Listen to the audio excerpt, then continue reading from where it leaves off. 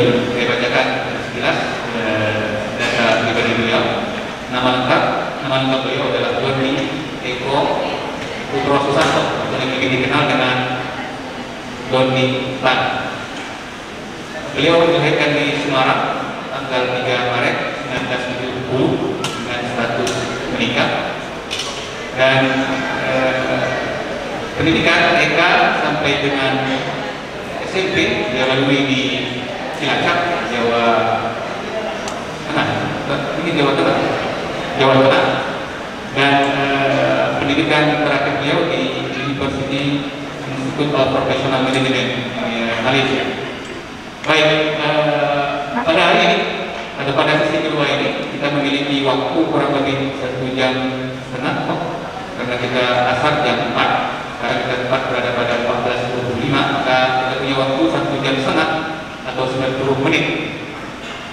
Terkait dengan sesi, maka saya minta masukan dari lebih sedikit. Bagaimana sesi yang kita buat? Apakah pemaparan materi dulu dari sekian menit, setelah kita buka tanya jawab, atau bagaimana masukan dari lebih sedikit?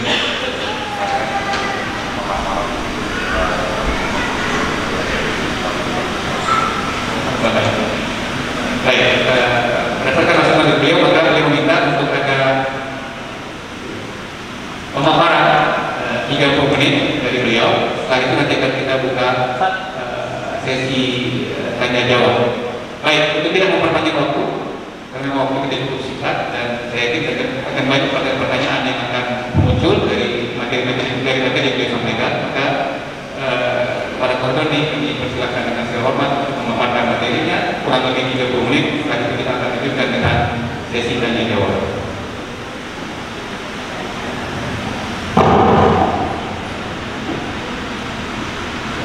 Baik, bismillahirrahmanirrahim. Assalamualaikum warahmatullahi wabarakatuh.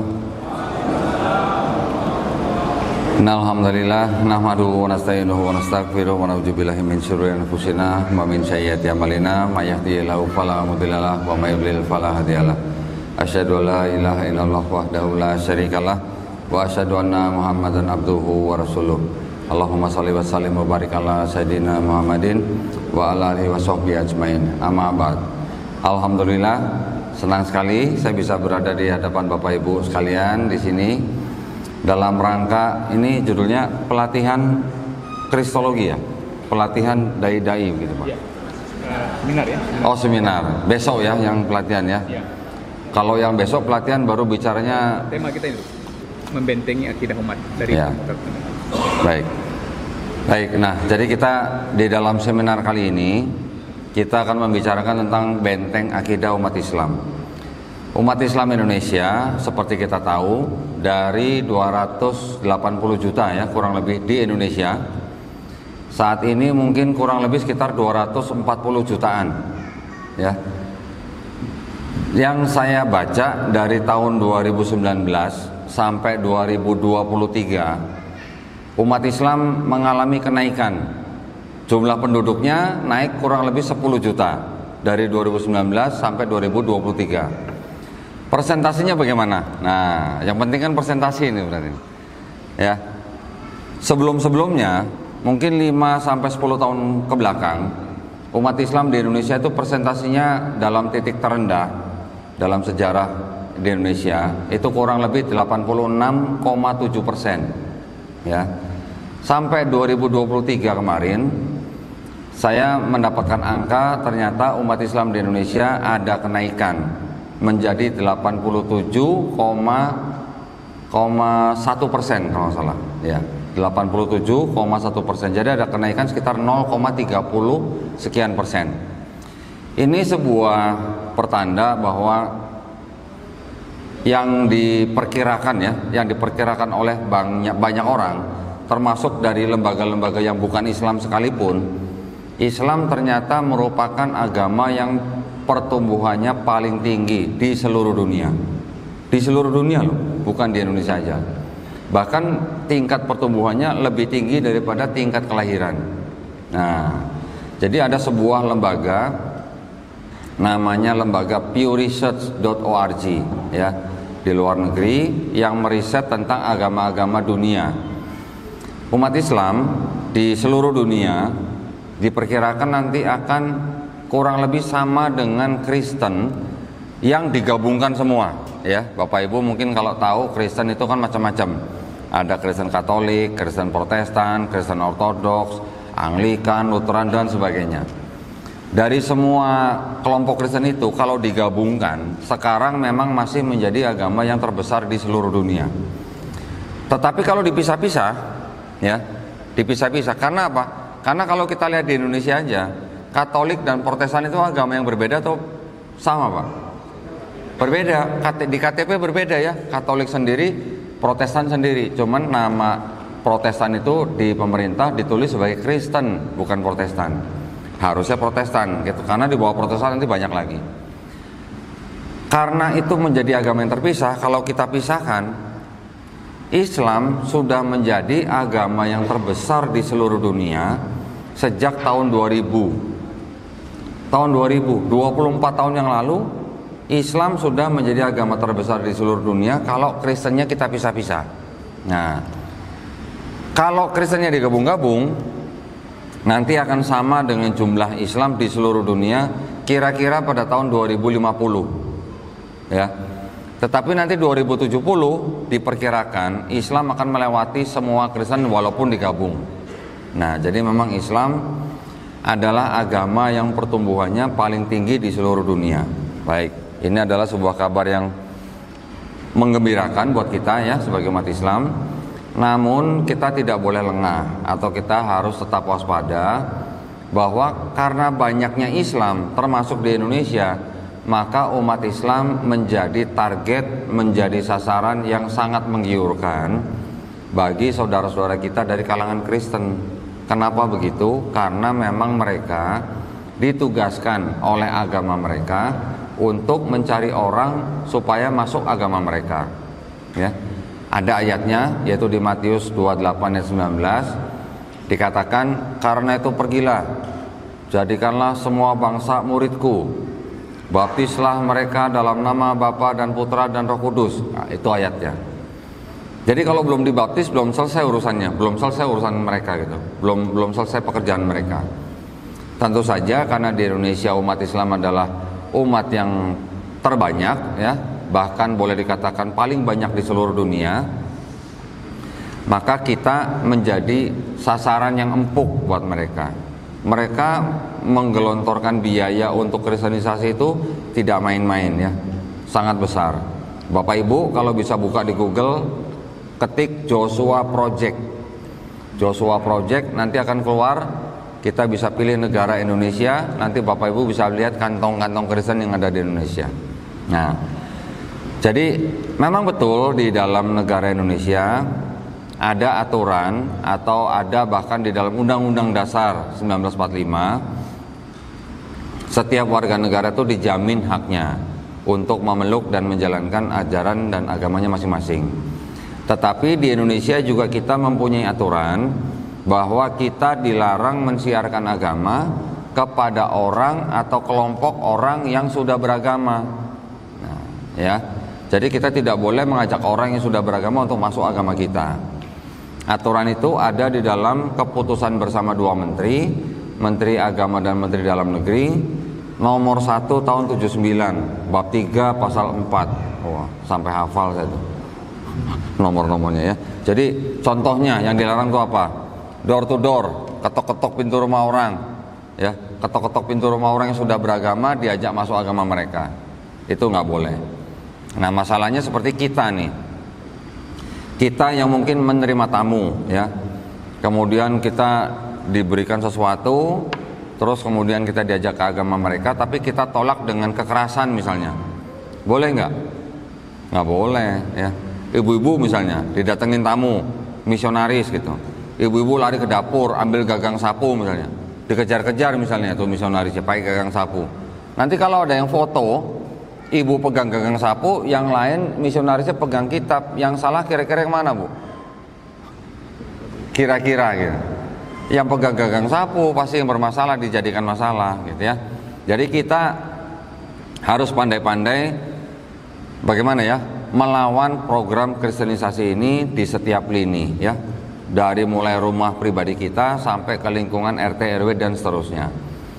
Saya dan Yayasan Pembina Mu'alafah Tauhid yang berpusat di Surabaya, kami selain membina para mu'alaf, juga kami melakukan perang pemikiran, ya.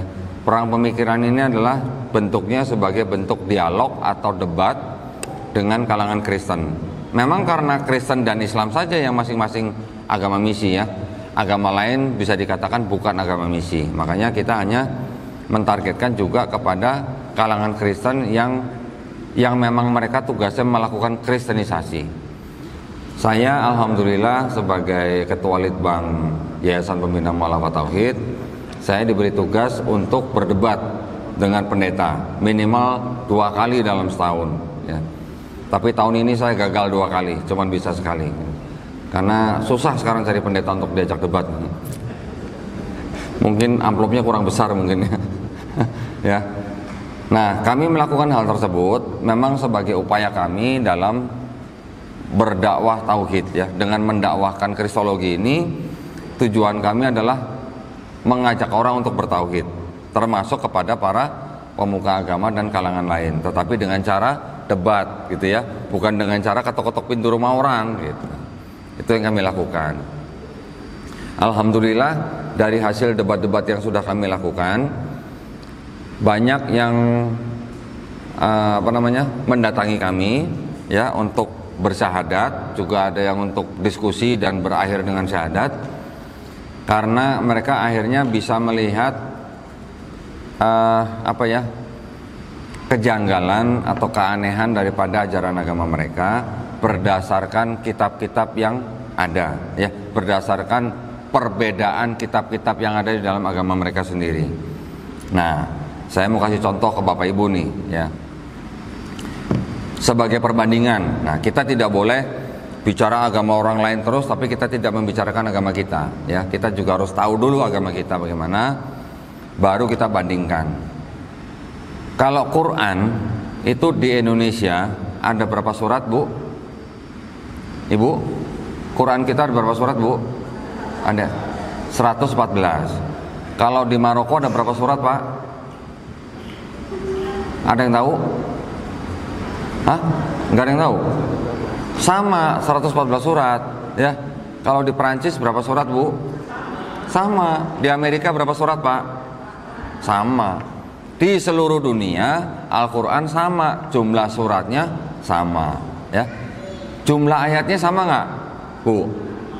Jumlah suratnya sama, cuman sistem penomoran ayatnya ada yang berbeda, ya.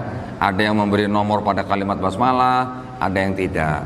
Ada yang memotong ayat di surat tertentu dengan nomor yang baru, ada yang tidak. Jadi ada yang berjumlah surat 6.236, ada yang berjumlah surat 6.666. Tapi kan jumlah ayatnya sama sebenarnya, cuman memberi nomornya aja yang berbeda, gitu kan. Jumlah suratnya juga sama. Sekarang saya mau perlihatkan Bapak Ibu nih, kitab mereka bagaimana, gitu ya. Sebentar. Enggak.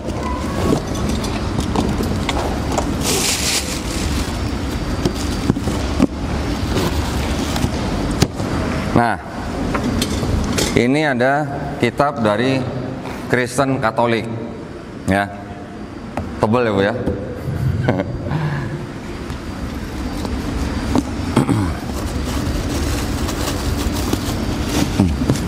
Ini ada kitab dari Kristen Protestan, tipis ya. Kalau ini yang dipegang oleh jemaat orang Kristen kebanyakan, ini tipis kan, enak dibawa kemana-mana begini kan. Kalau yang ini kan susah ditebak begini, kan ketebelan gitu kalau begini ya. Ini ada 73 surat. Saya pakai kata surat aja nih biar Bapak Ibu familiar gitu ya. Yang Protestan ini ada 66 surat. Jadi ada 7 surat di sini ditolak di sini. Tidak boleh, mereka tidak masukkan dalam kitab mereka. Sudah selesai belum nih, Pak? Belum, Pak. Sebentar. Ini masih di plastikin ini. Aduh.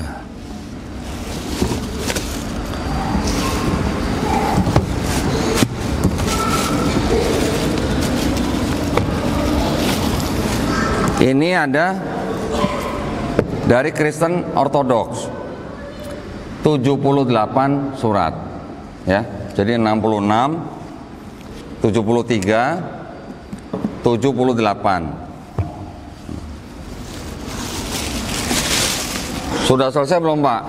Belum. Ini ada dari Kristen Ethiopia 81 surat ya.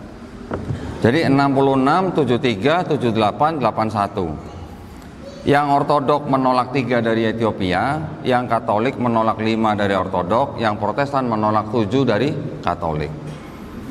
Kalau begini jumlah suratnya beda, pertanyaannya kan yang mana yang bukan firman Tuhan gitu kan? Harusnya kan begitu. Berarti konsep firman Tuhan yang menjadi kitab di Kristen ini kan berarti belum selesai urusannya. Karena ada yang 81, 78, 73, 66. Nah, ya, ini Bapak Ibu perlu ketahui. Ketika Bapak Ibu misalnya bertemu dengan orang-orang Kristen, tanya dulu, Bapak Kristen dari mana? Kristen apa gitu. Oh, saya Kristen Katolik 73. Kenapa Bapak menolak 3 dari Ortodok gitu? Bingung nanti mereka jawabnya. Ini baru dari sisi kitab mereka. Jumlah suratnya sudah berbeda. Oke. Sekarang yang sama-sama 66 surat aja. Ini 66 surat ya Pak ya. Di sini ada ayat yang tercantum di Bible yang versi lain sama-sama Protestan. Wah, sayang saya nggak bawa.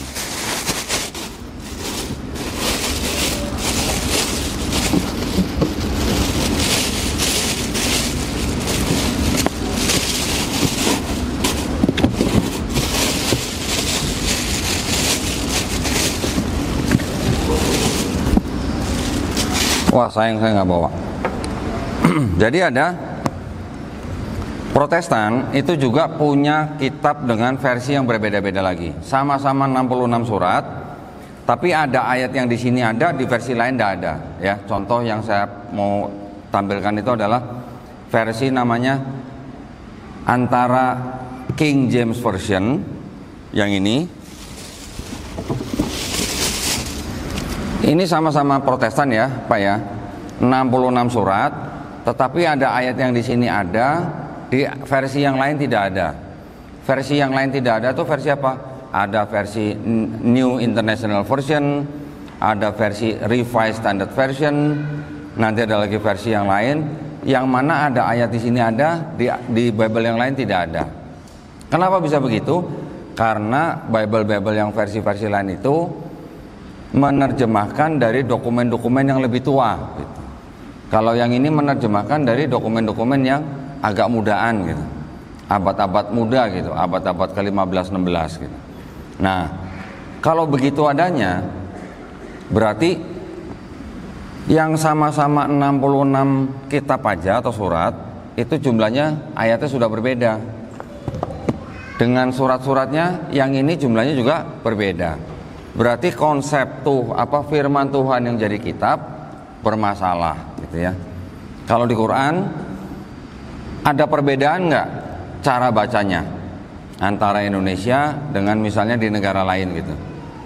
Ada apa? Itu yang namanya qiraah sabah ya. Cuman cara bacanya aja yang beda gitu. Tapi kalau dalam MTQ internasional misalnya, juri-jurinya ada nggak yang menyalahkan bacaan tertentu gitu? Enggak, diterima gitu kan. Misalnya jurinya nih terbiasa membaca mushaf hafaz misalnya, ketika qorinya membaca mushaf waras gitu, disalahkan nggak Pak? Enggak, karena mereka menerima gitu ya. Yang ada hanyalah variasi bacaan, bukan variasi surat, bukan variasi ayat gitu. Nah, kira-kira Bapak Ibu mau tahu nggak ayat apa yang di sini ada, di sini nggak ada gitu misalnya? Mau ya? Oh, itu yang ditunggu-tunggu ya ternyata. Baik, nah mumpung alhamdulillah nih sebelah saya ini ada Ustadz yang bisa tolong bacain. Saya minta tolong bacain nih Ustadz. Tapi bacanya jangan pakai bismillah ya Ustadz ya. Satu-satunya ayat yang dianggap di dalam Kristen mengajarkan konsep Trinitas nih. Nah, sebelum kita baca nih, satu-satunya ayat yang dianggap mengajarkan konsep Trinitas itu namanya ada di surat 1 Yohanes 5 ayat 7 namanya. Ya. Bunyinya begini. Saya ganjel biar nggak cepet. Nah, tolong Tat, baca Tat. Ini yang di garis merah nih Tat. Merah ya. Nah, sebab ada 3 nih ya. Sebab ada 3 yang memberi kesaksian di dalam surga, Bapa, Firman, Roh Kudus, dan ketiganya adalah satu. Ini yang 8. Iya, sampai 8. Dan ada 3 yang memberi kesaksian di bumi, roh dan air dan darah, dan ketiganya adalah satu. Baik. Nah, ayat itu berbunyi, ini kursinya kok susah amat gue geser ya. Ayat itu berbunyi apa? Sebab ada 3 yang memberi kesaksian di surga, Bapa, Firman, Roh Kudus. Ya, ada 3 dan ketiganya satu. Itu yang dianggap mengajarkan Trinitas. Oke? Ada catatan kakinya Pak. Ya, ini ada catatan kaki. Saya bingung, namanya catatan kaki tapi ditulis pakai tangan loh ya. Catatan kaki ayat 7-8, kalimat di dalam surga sampai di bumi. Keterangannya apa ya Pak? Bagian ayat ini tidak terdapat dalam naskah-naskah Yunani yang paling tua, dan tidak pula dalam terjemahan-terjemahan kuno, bahkan tidak dalam naskah-naskah paling baik dari Vulgata. Bagian ini kiranya aslinya sebuah catatan di pinggir halaman salah satu naskah terjemahan Latin yang kemudian disisipkan ke dalam naskah-naskah oleh penyalin dan akhirnya bahkan disisipkan ke dalam beberapa naskah Yunani. Karenanya bagian ini pasti tidak asli. Tolong diulang Pak, tolong diulang. Karenanya bagian ini pasti tidak asli. Tidak asli itu apa Pak? Palsu. Bapak yang ngomong ya, bukan saya.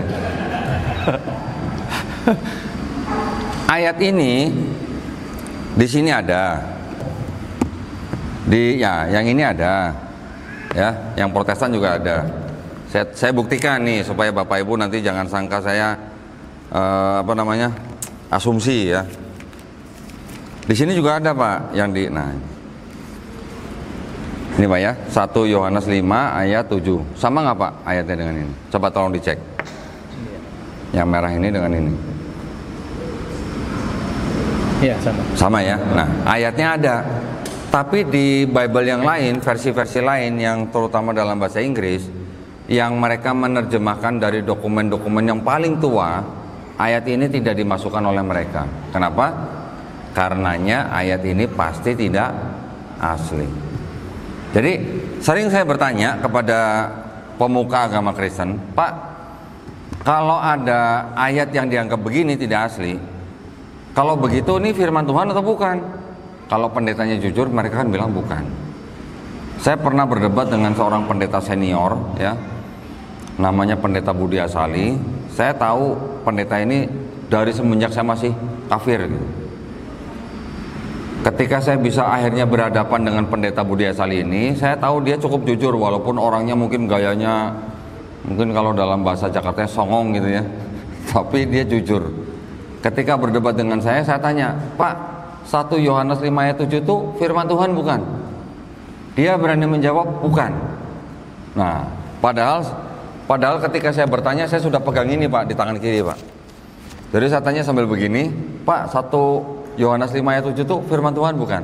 Dia udah ngelihat ini, dia bilang bukan. Jujur kan Pak? Setelah itu saya tanya lagi, kalau begitu kitab yang Bapak pegang itu kitab suci bukan Pak? Dia bilang bukan ya. Kalau dia bilang itu firman Tuhan, lebih parah jadinya.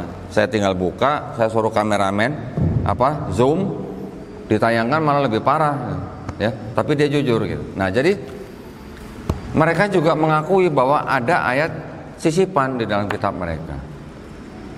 Kalau di Quran ada nggak ayat sisipan Bu? Insya Allah nggak ada ya.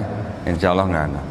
Jadi kalau Quran dijanjikan atau diturunkan oleh Allah Subhanahu Wa Taala dan Allah sendiri yang menjanjikan untuk dijaga, betul kan?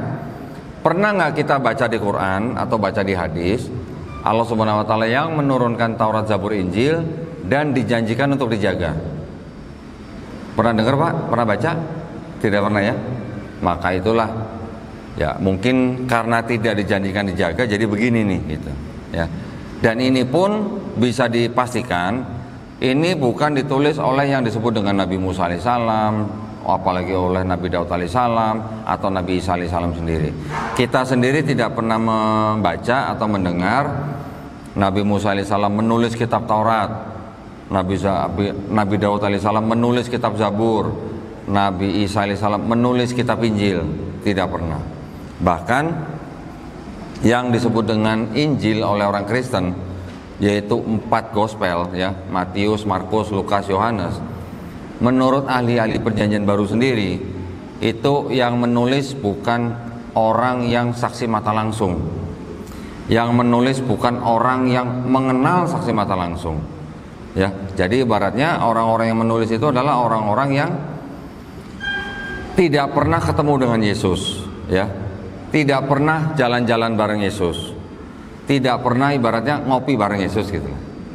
Nah, kalau gitu saya ngopi dulu ya. Dengar kopi jadi pengen ngopi sebentar ya.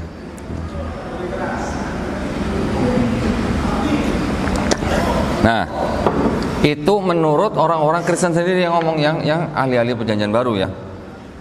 Kalau tradisinya, tradisi Kristen, mereka mengatakan bahwa yang menulis Matius itu ya Matius, pemungut cukai.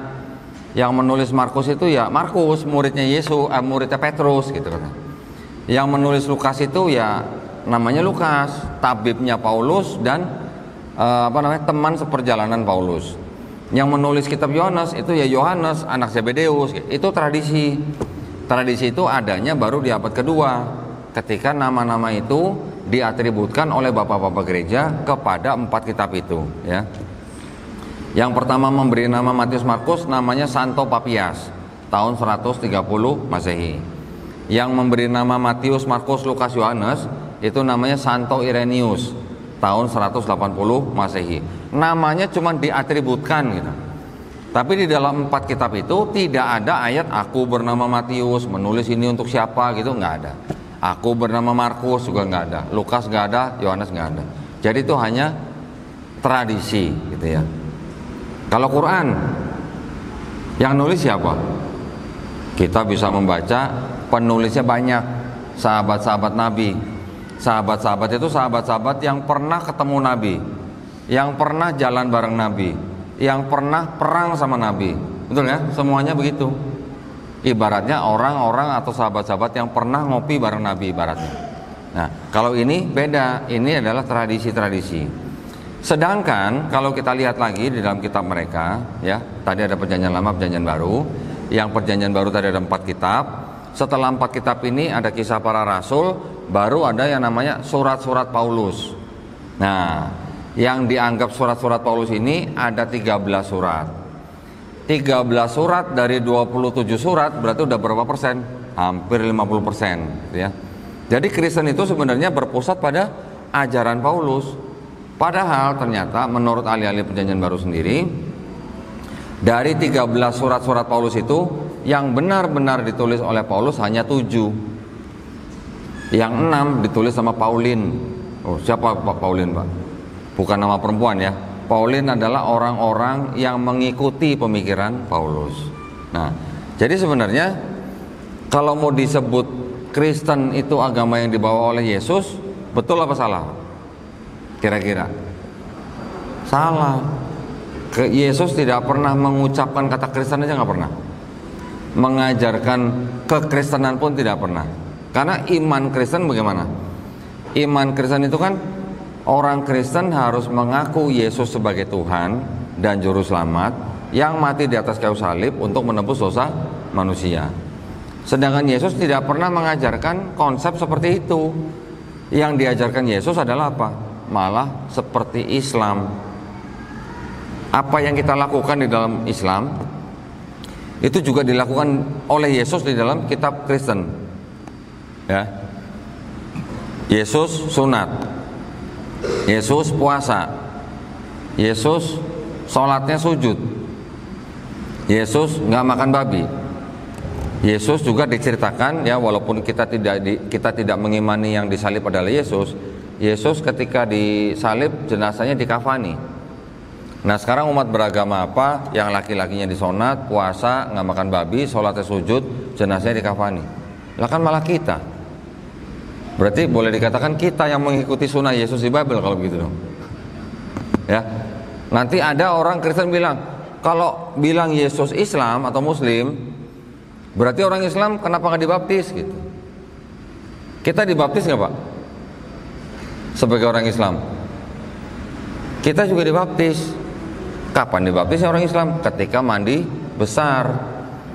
Ya, orang Islam ketika mandi besar itu sama maknanya dengan baptisnya orang Yahudi sebenarnya. Ya, sedang menyucikan diri sama maknanya. Cuman kalau di Arab Saudi kan air susah gitu ya. Jadi Allah Subhanahu wa taala mengganti dengan mandi besar. Insya Allah begitu ya. Maknanya sama antara baptisnya orang Yahudi dan mandi besarnya Islam. Tapi baptisnya Kristen itu yang berbeda. Baptis dalam Kristen mereka menyatakan iman bahwa Yesus sebagai Tuhan dan Juru Selamat. Ya, itu yang kita harus mengetahui hal-hal seperti itu. Apakah sudah cukup? Belum, masih banyak yang lain. Ya, di dalam permasalahan di dalam kitab mereka itu seperti apa? Itu juga kita harus tahu. Saya akan secara singkat menjelaskan perbedaan atau kontradiksi di dalam kitab mereka sendiri dari sisi konsep ketuhanan dan konsep keselamatan serta konsep Mesias gitu ya. Tadi kita belum sebut Mesias ya. Baik, jadi kitabnya orang Kristen ya, itu kita bisa bagi dua bagian. Yang pertama, ini adalah yang indeksnya warna hitam nih ya.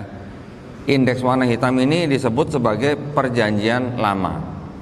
Yang indeks warna merah ini disebut sebagai perjanjian baru ya. Perjanjian lama ini ternyata bukan punya orang Kristen. Loh, kok bisa begitu? Dari mana dong? Ternyata yang perjanjian lama ini berasal dari kitabnya orang Yahudi. Ya, kitabnya ini nih. Nah, ini kitabnya orang Yahudi, namanya Tanakh. Ya, Tanakh itu singkatan Torah, Nevi'im, Ketuvim. Torah atau yang kita kenal dengan Taurat itu adalah yang disebut dengan Pentateuch. Pentateuch itu 5 kitab Musa. Kejadian, Keluaran, Imamat, Bilangan, Ulangan. Ya, nggak usah dihafalin Pak. Nanti ada kitab nabi-nabi, gitu ya. Nabi-nabi ada kitab Yesaya, Yeremia, Yeskiel, Hagai, Habakuk, Ayub, dan sebagainya. Nanti yang terakhir kumpulan kitab-kitab Ketuvim namanya. Ketuvim itu tulisan-tulisan orang-orang bijak. Termasuk di dalamnya ada kitab Mazmur atau kita kenal dengan Zabur. Ya. Nanti ada lagi Ratapan, Kidung Agung, Pengkhotbah, dan sebagainya. Nah, gabungan 3 kelompok kitab itu disebut Tanakh. Tanakh ini disusun kira-kira tahun 450 sebelum Masehi, ditulis dalam bahasa Ibrani, yang akhirnya kemudian diterjemahkan ke dalam bahasa Yunani. Nah, ini kitabnya. Ini adalah terjemahan daripada kitabnya orang Yahudi ini. Jadi kalau ini ditulis kira-kira tahun 450 sebelum Masehi, yang ini diterjemahkan, ditulis kira-kira dari antara tahun 270 sebelum Masehi sampai tahun 132 sebelum Masehi. Cukup lama ya. Terus ini beredar terus nih sampai Masehi, sampai Nabi Isa alaihissalam hidup, diangkat, sampai abad kedua, ketiga, keempat. Kitab ini terjemahannya diresensi namanya. Kalau resensi itu artinya apa? Dikritisi terjemahannya ya. Jadi terjemahan dalam bahasa Yunaninya diresensi, diubah-ubah sesuai dengan akidah mereka, menjadi seolah-olah ini berbicara tentang Yesus gitu. Ya, Yesus ya masa yang akan datang. Kitab ini sampai tahun akhir abad keempat baru dijadikan satu dengan kitabnya orang Kristen. Kitabnya orang Kristen ini ditulis dari pertengahan abad pertama sampai abad kedua ya. Ini yang disebut dengan perjanjian baru, Kemudian kitab terjemahan yang bahasa Yunani ini dijadikan kitab sebagai perjanjian lama. Nah, ini yang dijadikan satu begini nih. Nah, inilah kitabnya orang Kristen di akhir abad keempat, gitu ya. Terus masalahnya di mana dengan ini? Kalau dibandingkan dengan ini, masalahnya di mana? Masalahnya adalah konteks, ya, konteks. Jadi ketika terjemahan ini diubah-ubah oleh orang Kristen, konteksnya yang berubah. Artinya gimana ya? Kalau kita membaca ayat, itu kan tidak bisa kita hanya mencomot-comot 1-2 ayat gitu ya. Kita kan harus membaca satu perikop supaya kita jelas itu sedang membicarakan apa gitu. Nah, orang Kristen yang mengubah terjemahan ini itu mengubah konteksnya dari konteks sesuai dengan agama Yahudi menjadi konteksnya untuk Yesus di sini. Gitu. Jadi karena ini dianggap sudah menubuatkan Yesus di sini, makanya ini selalu harus dijadikan satu begini. Ya, ini setelah diterjemahkan ke dalam bahasa yang lain, bahasa Latin, bahasa Jerman, bahasa Belanda sampai ke bahasa Indonesia, jadinya ini. Jadi yang teks warna hitam itu adalah ini. Sebenarnya ini. Masalahnya dengan orang Yahudi apa? Nah, kalau kira-kira kitab ini diserahkan ke orang Yahudi untuk dibaca, mau nggak? Nggak akan mau. Orang Yahudi kalau dikasih ini dibuang ke tempat sampah, Pak. Kenapa? Karena konteksnya sudah berubah. Ya.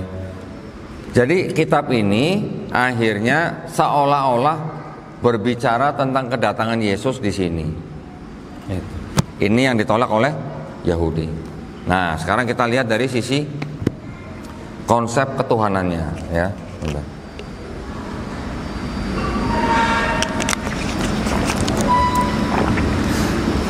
Di dalam kitabnya orang Yahudi bisa dikatakan ini konsep ketuhanannya sebenarnya tauhid, sama dengan Islam, ya, monoteis. Ada ayat-ayat yang mengatakan begini di dalam Ulangan 6 ayat 4, Shema Israel, Adonai Eloheinu, Adonai Ehad. Bahasa apa itu? Bahasa Ibrani. Saya cuma taunya itu doang gitu. Itu artinya apa? Dengarlah hai bangsa Israel, Tuhan Allah kita, Tuhan itu Esa. Tadi ada kata Ehad gitu ya. Adonai Eloheinu, Adonai Ehad. Kita sering baca, mungkin hampir tiap hari kita baca ya. Qul huwallahu ahad. Sama itu artinya sebenarnya. Jadi sebenarnya orang Yahudi juga mengakui Tuhan itu Esa. Selain itu, nanti ada ayat yang mengatakan Tuhan itu bukan manusia, Tuhan itu bukan anak manusia. Bilangan 23 ayat 19. Nanti dikatakan lagi di Keluaran 9 ayat 14. Tidak ada sesuatu apapun yang serupa dengan aku Tuhan di bumi. Sama nggak dengan walam yakullahu kufuwan ahad? Sama. Kalau yang tadi bilangan 23:19 mengatakan Tuhan bukan manusia, Tuhan bukan anak manusia, sama nggak dengan lam yalid walam yulada? Sama, gitu ya. Jadi orang Yahudi juga tidak mengakui Tuhan bisa jadi manusia, Tuhan bisa jadi anak manusia. Tidak ada sesuatu apapun yang serupa dengan Tuhan di bumi. Nanti ada lagi Keluaran 33 ayat 20. Tidak ada manusia yang dapat memandang aku dan tetap hidup, gitu. Ada yang begitu. Ada lagi nanti di 1 Raja-Raja 8:27. Langit yang menguasai segala langit tidak dapat memuat engkau, memuat Tuhan.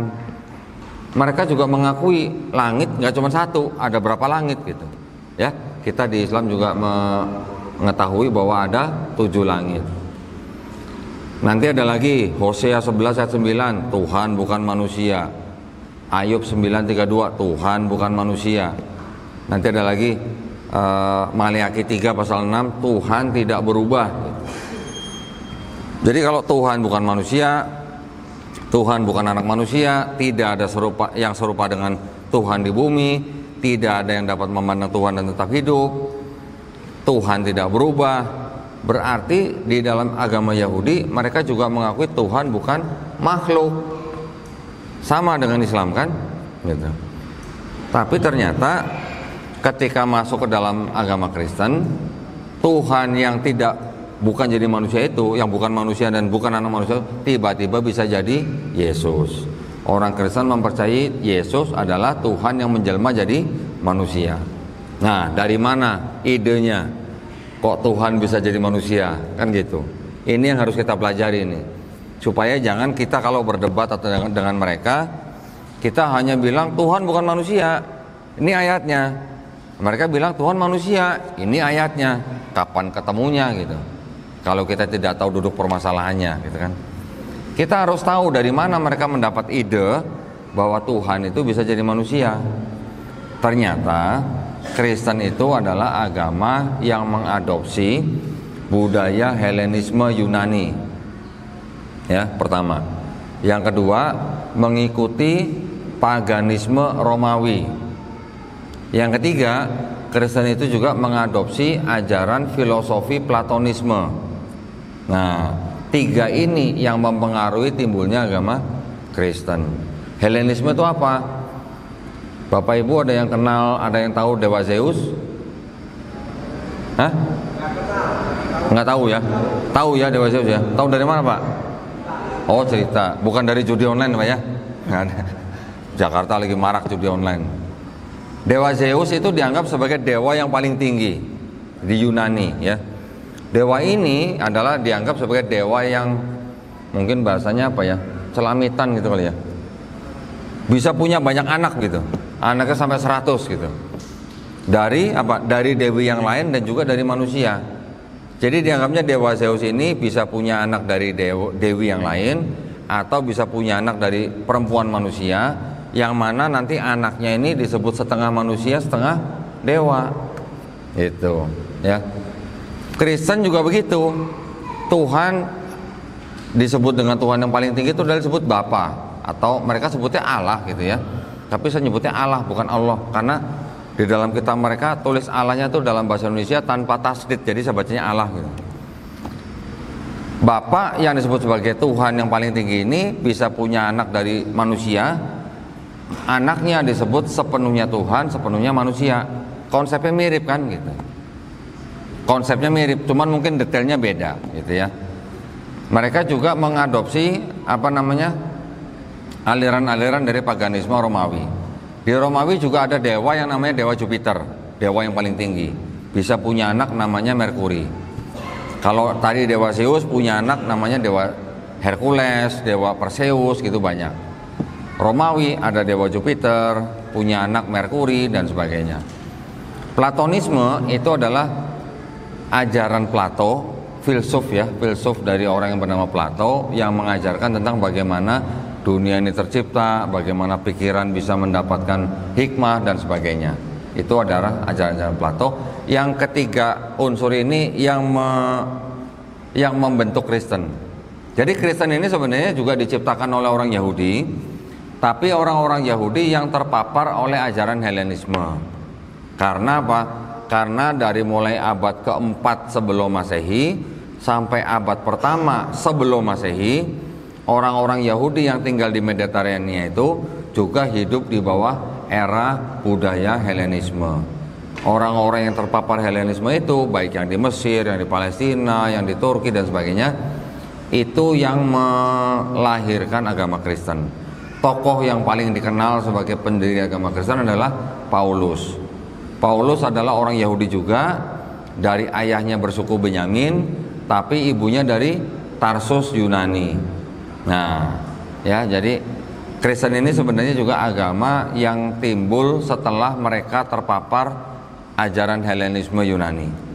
Oke, sampai di sini konsep ketuhanannya.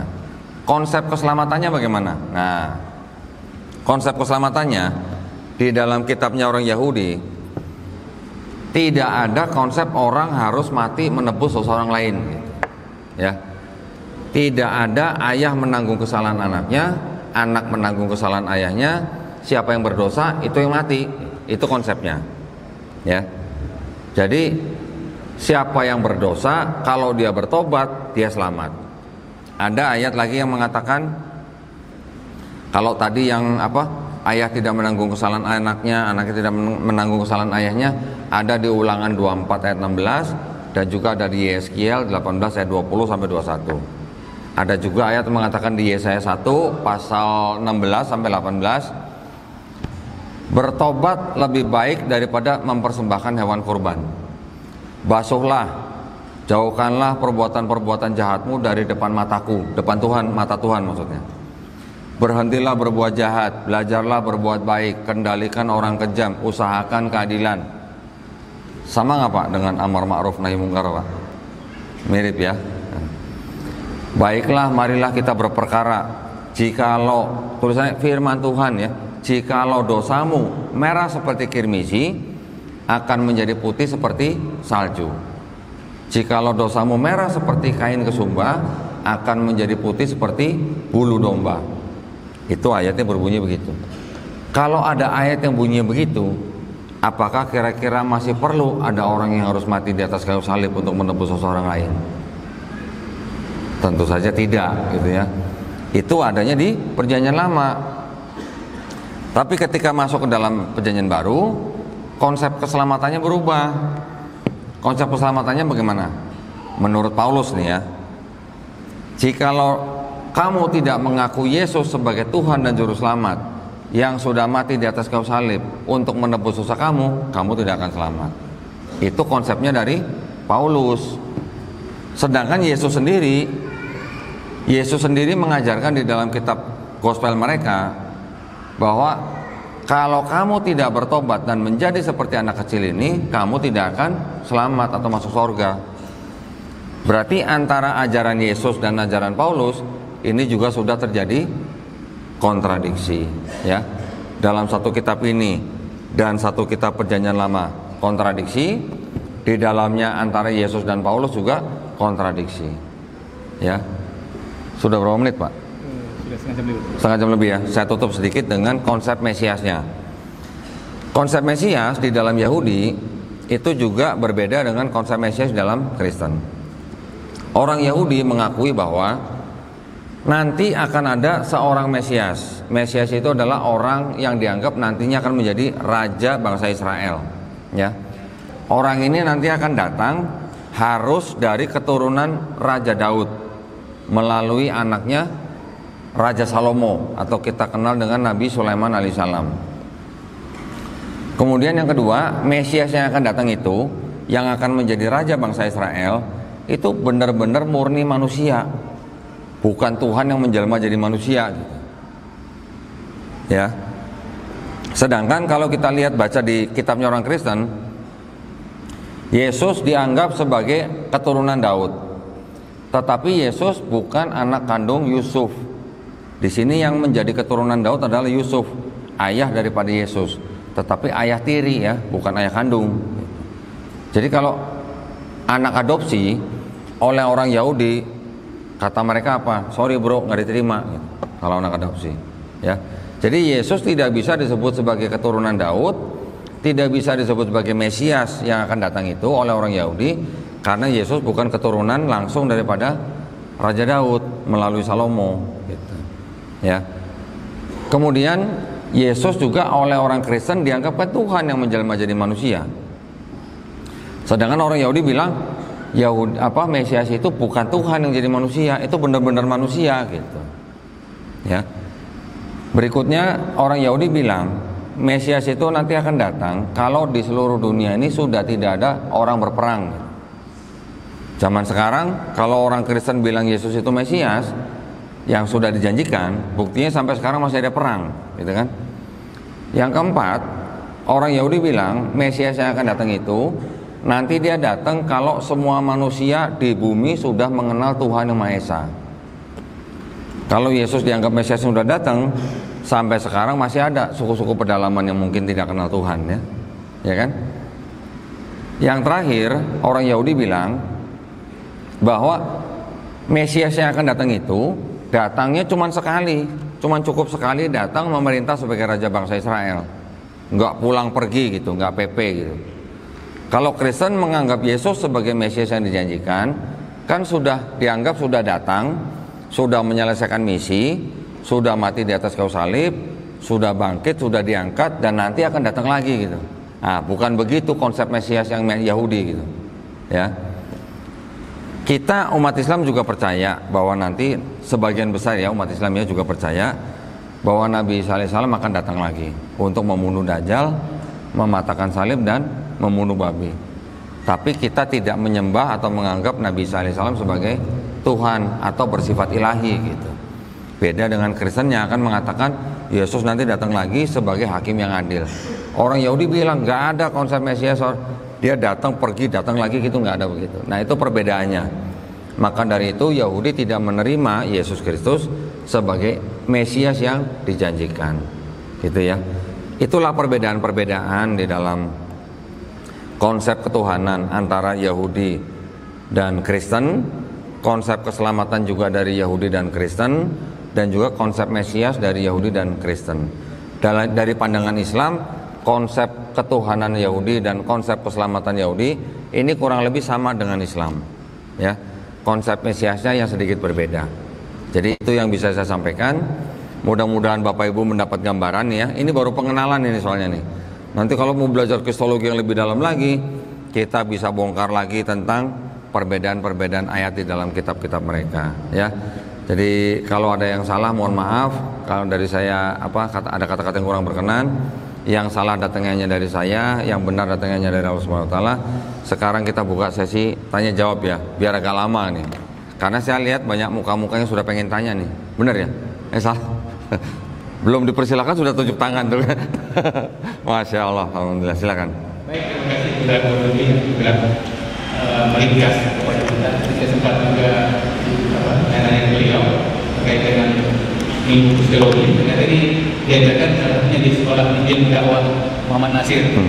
Punya di awal 2 semester. Ya.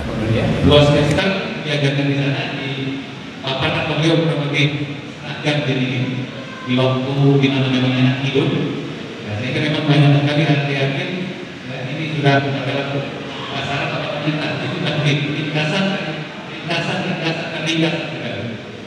Baik, kita akan masuk ke sesi tanya jawab, tapi sebelum kita masuk ke sesi tanya jawab, ada informasi yang akan disampaikan oleh pihak FGP Ofisial kami Persib. Mau sekarang atau nanti video Ofisial?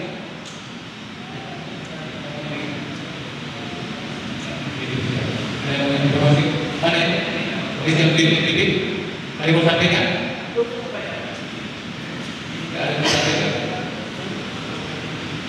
Baik, kemudian kita waktu yang lain. Baik, kita akan buka sesi tanya jawab.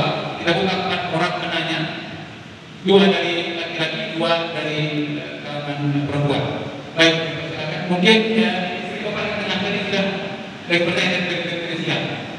Ya, ya, yang ini. Ya, Bapak ini. Ya, baik, satu lagi ini satu lagi. Yang dari wanita, berarti ada bapak ini satu dengan Ustaz Ayani. Ya, yang dari perempuan ada 2 orang. Kalau ini bilang apa kita lihat apa ya? Baik dulu. Saya kan langsung ke pertanyaannya kasihkan nama dengan Assalamualaikum warahmatullahi wabarakatuh. Nama saya Fadlan Pak, saya tour guide sejarah. Sudah 3 tahun saya kenal Kodondi di dalam. Nama saya Fadlan Pak.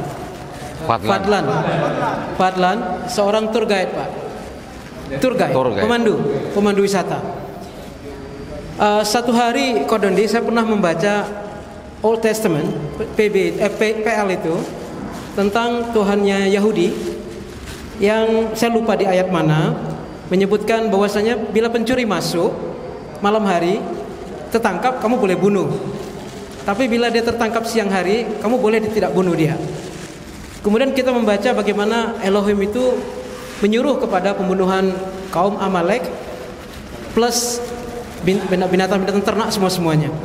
Sedemikian kejamnya Elohim itu dalam konteks keyahudian menimbulkan pertanyaan di kepala saya, Kodondi, bagaimana mungkin para apologet kita yang di TikTok, di YouTube segala macam sering menyamakan ketuhanan Yahudi itu dengan Allah kita. Paham ya? Dengan apa Pak? Sama-sama tauhid, sama-sama Tuhan yang sama. Seperti itu kalau Zuma dan teman-teman sering berbicara. Jadi saya agak bingung dengan statement di dalam Bible Old Testament itu menyebutkan bahwasanya Tuhannya Yahudi itu kejam. Amalek habiskan, kemudian kalau maling ketangkap malam bunuh, kalau siang oke, masih bisa dipertahankan. Jadi kebingungan saya sedemikian beratnya, Kodoni. Yang kedua adalah seberapa identik kira-kira tanah itu dengan perjanjian lamanya Kristen.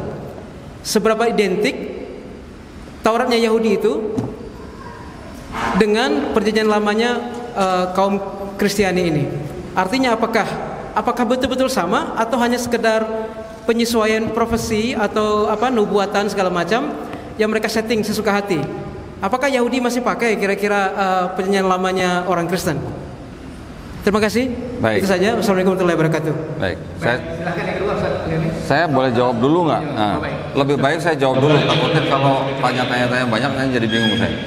Jadi gini Pak, kita harus bisa memisahkan antara yang namanya tauhid dengan sifat Pak. Ya Pak ya. Kalau tauhidnya mereka tauhid, mereka bilang Tuhan itu satu, tidak terbilang, tidak dapat terbagi gitu. Jadi ketauhidannya sama, Esa, Ahad atau Ahad gitu. Tetapi kalau sifat, nah ini yang berbeda. Jadi maksud saya begini, orang Yahudi sendiri mengakui bahwa Tuhan yang disembah oleh orang Islam ini adalah Tuhan yang sama dengan Tuhan yang mereka sembah, yaitu Tuhannya Abraham, Ishak dan Yakub. Ini menurut mereka. Tetapi kalau kita melihat isi kitab mereka, memang boleh dikatakan isinya mengerikan Pak ya. Mengerikannya dalam arti dalam hal bahasa atau gaya bahasa. Kita di Quran juga, di Quran surat Al-Baqarah juga kita menemukan ayat ketika Bani Israel berbuat maksiat, menyembah patung sapi berhala, kemudian Allah Subhanahu wa taala memerintahkan mereka untuk saling membunuh, betul Pak? Kira-kira itu kejam nggak Pak kalau di mata orang di luar Islam? Nah, jadi kadang-kadang kita memandangnya harus dari perspektif yang bagaimana gitu Pak ya. Kalau dikatakan kejam, ini jauh lebih banyak Pak kekerasannya daripada ayat-ayat yang dianggap kekerasan di Quran Pak. Jauh lebih banyak. Kalau di Quran mungkin ada ayat yang mengatakan bunuhlah mereka dimanapun kamu temui. Mereka itu maksudnya orang-orang kafir. Tapi kan kita harus tahu konteksnya. Ini lagi ngomongin apa, ngomongin siapa, ngomongin di mana, dalam peristiwa apa. Kita harus tahu asbabun nuzulnya. Orang yang boleh dibunuh itu orang yang memang mengingkari perjanjian dengan umat Islam. Dalam ada konteksnya, konteks perang. Dulunya ada perjanjian apa, kemudian dilanggar gitu kan Pak. Tapi kalau di sini apa Pak bunyinya? Bunuhlah semua yang bernafas Pak. Jadi nggak usah ada ya yang bernafas, nggak ada istilahnya kriteria. Kalau di Islam kita sudah mengetahui syarat-syarat orang perang.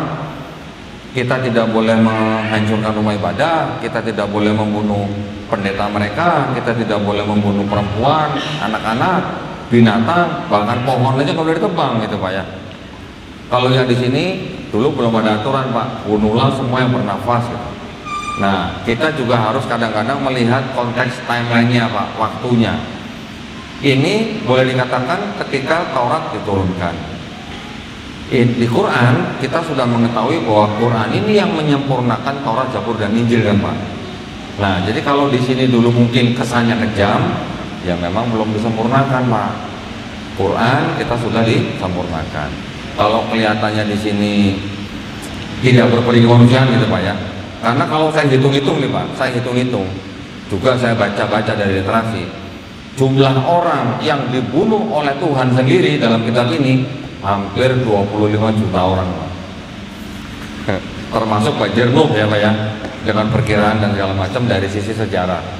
Nah jadi ya boleh dikatakan bagaimana ya, kita harus bisa pisahkan Pak antara ketauhidan dengan sifat atau konteks perang. Itu memang tidak bisa dijadikan satu gitu Pak.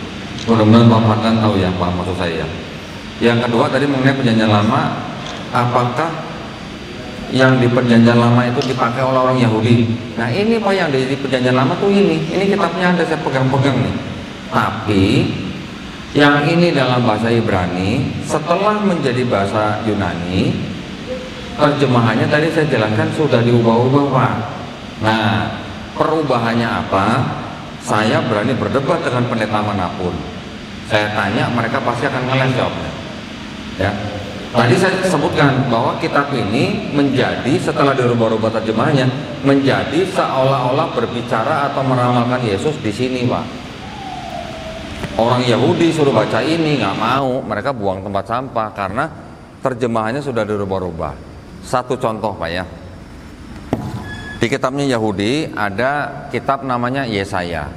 Di dalam Yesaya itu banyak ayat-ayat yang diklaim oleh Kristen bahwa ayat itu membicarakan tentang Yesus. Contoh Yesaya 7:14. Akan ada seorang perempuan muda melahirkan anak laki-laki dan dia akan disebut Immanuel. Bunyinya begitu, Pak. Kitab Perjanjian Baru, penulis Matius mengutip ayat itu. Tapi dia menulisnya begini, seorang anak darah akan mengandung dan melahirkan anak laki-laki dan dia akan dinamakan Immanuel. Penulis Matius. Cuman gara-gara tulisan perempuan muda, di sini anak darah, Pak. Beda nggak, Pak, anak darah sama perempuan muda? Beda nggak, Bu, anak darah sama perempuan muda, Bu? Pada bingung. Wanita muda sama perawan sama nggak, Bu? Tidak. Kalau ibu-ibu pasti bisa jawab tidak sama. Kalau bapak-bapak kadang bisa jawab sama, kadang bisa bilang enggak gitu. Ya. Padahal Pak, yang dimaksud dengan wanita muda di dalam kitabnya Yahudi itu siapa? Istrinya Nabi Yesaya. Yang disebut anak darah di sini siapa? Maria, ibunya Yesus. Jadi seolah-olah Maria, seorang anak darah mengandung Yesus, itu sudah dinubuatkan oleh Yesaya 7:14 karena mengutip ayatnya di sini. Padahal Yesus di seluruh Perjanjian Baru tidak pernah disebut Immanuel, Pak, sama orang-orang Israel. Ya. Kata yang dipakai untuk perempuan muda di dalam Yesaya 7:14 itu menggunakan bahasa Ibraninya ha-almah. Bahasa Inggrisnya the young woman gitu. Tetapi ketika menjadi bahasa Yunani diterjemahkan dengan kata apa, Pak? Parthenos. Parthenos itu virgin, Pak, bahasa Yunaninya. Kalau mau virgin, bahasa Ibraninya ada lagi, Pak. Bahasa Ibraninya virgin itu betulah gitu. Tetapi kenapa yang di bahasa Yunani setelah diterjemahkan diubah menjadi Parthenos? Padahal kata yang sama ha-almah di sini di ayat yang lain di Keluaran 2 ayat 8, kata yang sama ha-almah diterjemahkan ke dalam bahasa Yunani menjadi neanis gitu. Nah, ini mungkin sudah agak teknis banget ini ya. Mungkin Bapak Ibu juga bingung apa itulah. Nah, itu memang sudah agak teknis, makanya kita belajar kristologi harus step by step, mulai dari pengenalan hingga ke masalah penyimpangannya. Itu contoh yang paling gampang, Pak. Ya. Setiap pendeta saya tanya, kenapa kata ha-almah di Yesaya 7:14 diterjemahkan menjadi Parthenos, sedangkan di Keluaran 2 ayat 8 diterjemahkan menjadi neanis? Nggak ada yang bisa jawab, Pak. Ya. Jadi kalau dikatakan Perjanjian Lamanya orang Kristen dipakai nggak sama orang Yahudi? Orang Kristen yang menggunakan kitabnya Yahudi sebenarnya, Pak, terbalik gitu. Tetapi orang Kristen menggunakan kitabnya orang Yahudi sudah mengubah-ubah konteksnya gitu, Pak. Ya, semoga menjawab pertanyaan, Pak. Silakan yang lain. Baik, silakan Ustadz. Ya, langsung aja ke pertanyaannya. Assalamualaikum warahmatullahi wabarakatuh. Assalamualaikum. Nama saya Ali Amin dari FDP. Ada dua pertanyaan ringkas. Pertama, secara ilmiah, hari ini kan dirayakan hari Natal. Orang Kristen pun tahu bahwa bukan hari ini Yesusnya lahir. Cuman mengapa bisa sepakat seluruh dunia bahwa Natal itu tanggal 25? Nah, itu tahu semua orang bahwa itu bukan hari. Kemudian yang kedua, tahun 1991, saya pernah berdialog dengan calon pastor. Saya Thomas di Universitas Santo Thomas dia. Saya tanya sama dia, pernah nggak dia Injil Barnabas? Karena katanya itu Yesus meninggal. Tapi sekarang sudah beda. Injil Barnabas itu. Yang asli dari yang asli Injil Barnabas itu kalimat pertamanya itu menunjukkan maka di hari ini yang kedua sudah beda. Ini di orang tadi mana ya?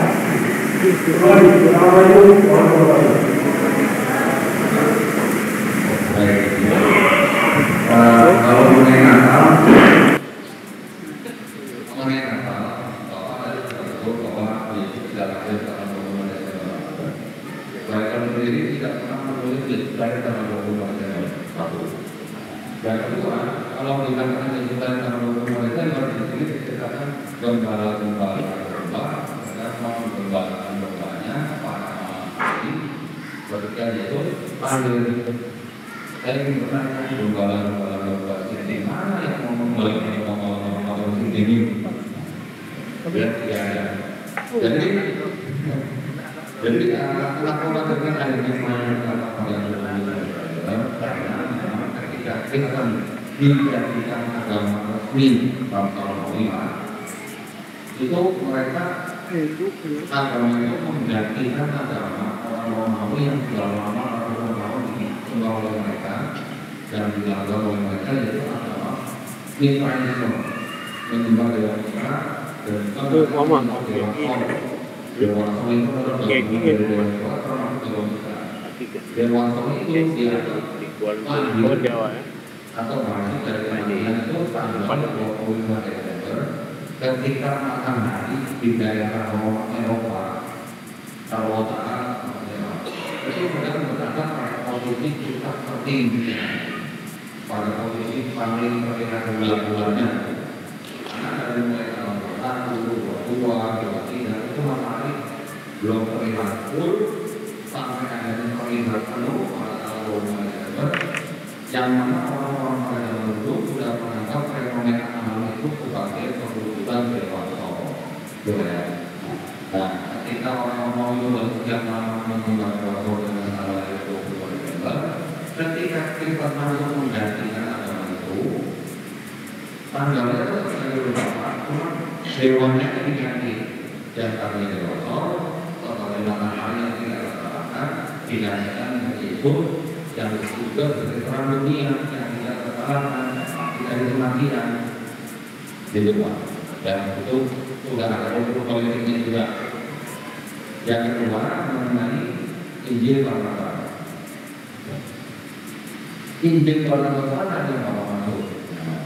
Soalnya ketiga Pak. Yang pertama namanya Epistle of Barnabas, ditulis di abad ke-2 atau ke-5. Yang kedua namanya Acts of Barnabas, ditulis abad ke-5 Masehi. Yang ketiga namanya Gospel of Barnabas, ditulis abad ke-13 Masehi. Diterjemahkan ke dalam bahasa Italia dan Spanyol abad ke-15 dan abad ke-16 tahun 5. Yang bapak maksud ini yang sudah membicarakan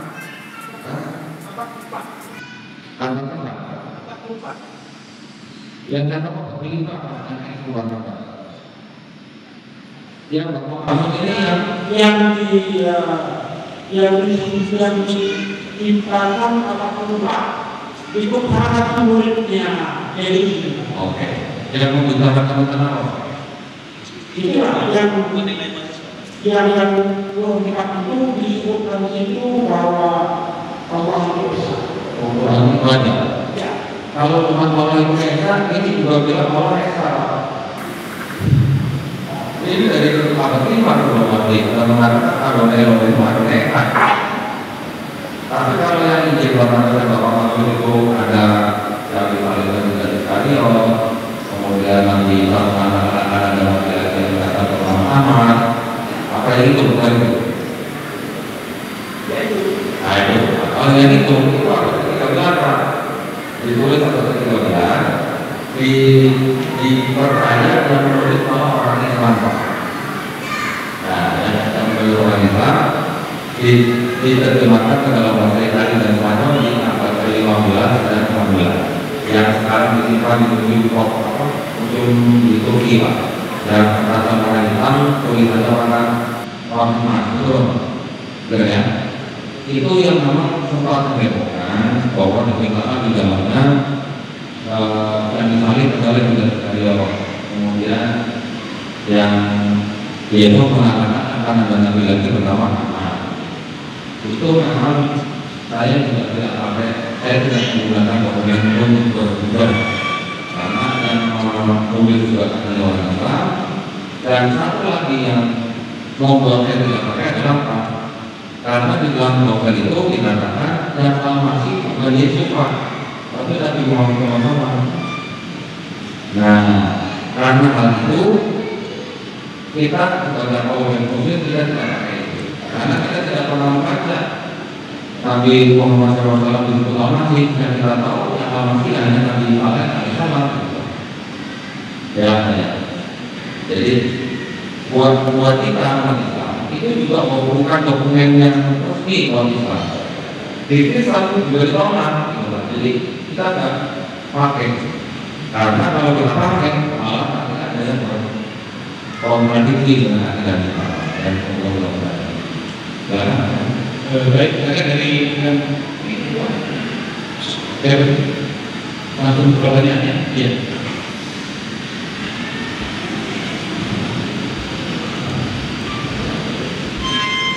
Bismillahirrahmanirrahim. Nama saya Zahra Ma'ani. Saya ingin bertanya, Pak, apakah ada faktor-faktor yang membuat para Kristen tidak bertahan dalam agama mereka, sedangkan mereka mengetahui bahwa dalam kehidupan mereka itu banyak perubahan-perubahan? Apakah ada faktor-faktor tertentu yang membuat mereka itu tidak bertahan dalam agama mereka? Kalau saya seperti orang Islam, Allah menjadikan kita itu surga, dan apakah ada hal tertentu dijelaskan bertahannya mereka dalam agama mereka? Terima kasih. Baik.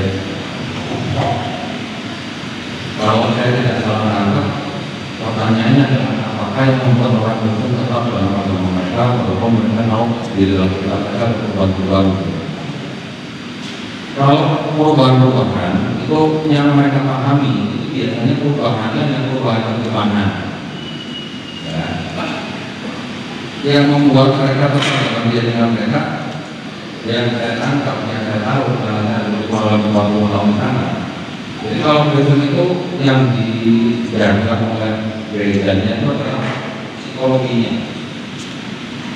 Di dalam Kristen itu kan mereka begini, manusia itu penuh dengan dosa, tidak ada manusia yang lepas dari dosa.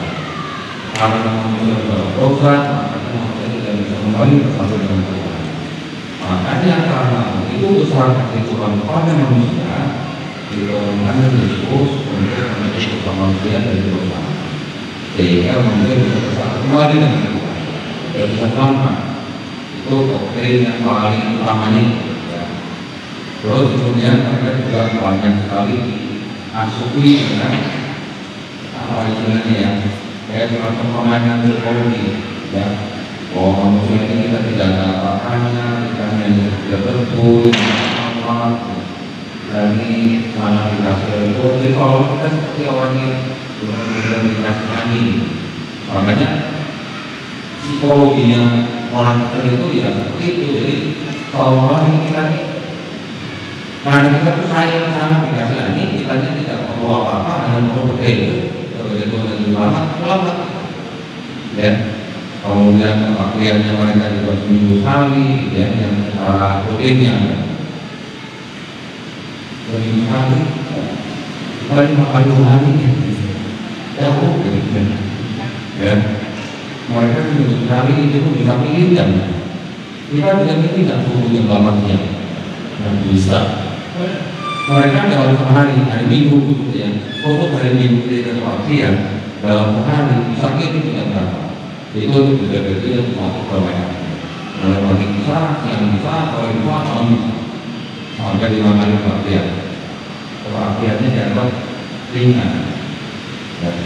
Kemudian di dalam itu juga ditekankan kasih.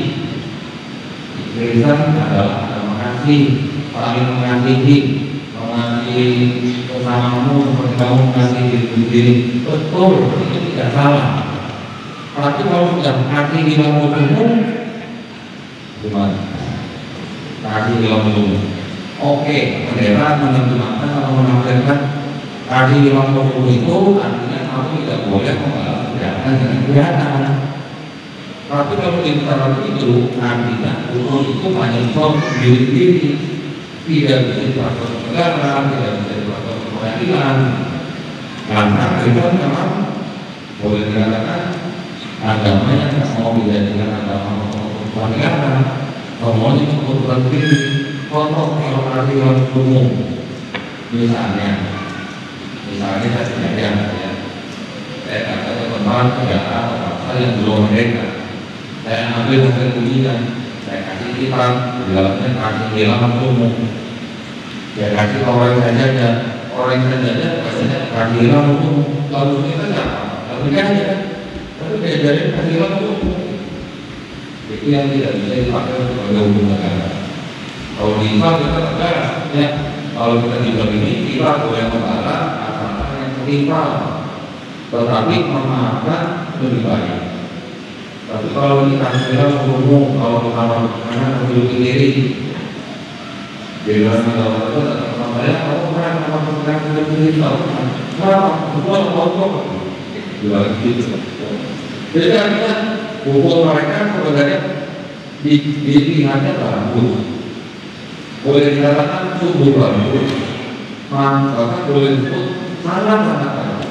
Tapi karena saking bagusnya, malah tidak bisa diterapkan di dalam masyarakat, hanya bisa diterapkan oleh diri sendiri. Itu kalau dia tidak mengakui.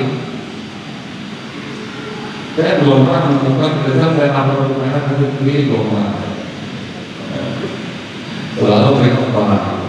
Jadi psikologi mereka yang paham. Dan kalau kita di Islam kita itu selalu apa? Berserah diri. Pertama. Dan Jumatan, khotib Jumatan itu sebenarnya apa? Mengingatkan apa?